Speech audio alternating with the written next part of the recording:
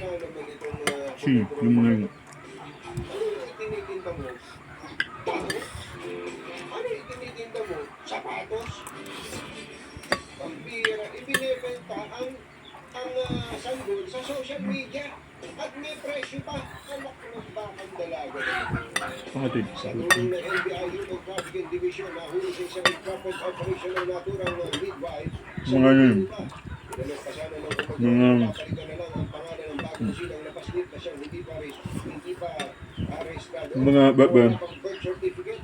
Itong suspect, ginawa niya lang yun para mabawi ang pera. hindi, mga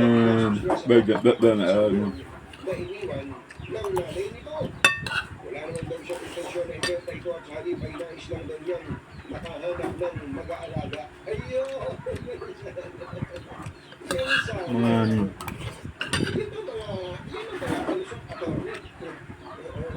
Sa ngayon, nasa pangangalaga na ng DSWD ang naturang sanggol habang maharap naman ang suspect sa kasong paglabag sa Special Protection of Children Against Abuse, Exploitation and Discrimination Act.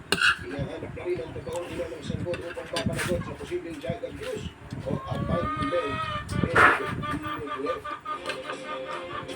Hindi nga ano naman. Alam niyo po ba ngayon, mga kababayan, kung gaano karami ang mag-asawa? Iulitin ko lang, babagalan ko ha. Alam niyo po ba kung gaano karami ang mag-asawa na nasa maayos na ng kalagayan ang buhay? Banana. Matagal nang mag-asawa. Na hindi pinapalad na magkaanak. Dumadami na po yan. May mga kilala nga ako eh. Inaabot na ng 10 taon, higit pa, nagsisikap magkaanak, nagpa-check na kung saan-saan. Ha? Sinubukan na natin yung in vitro eh. Ano?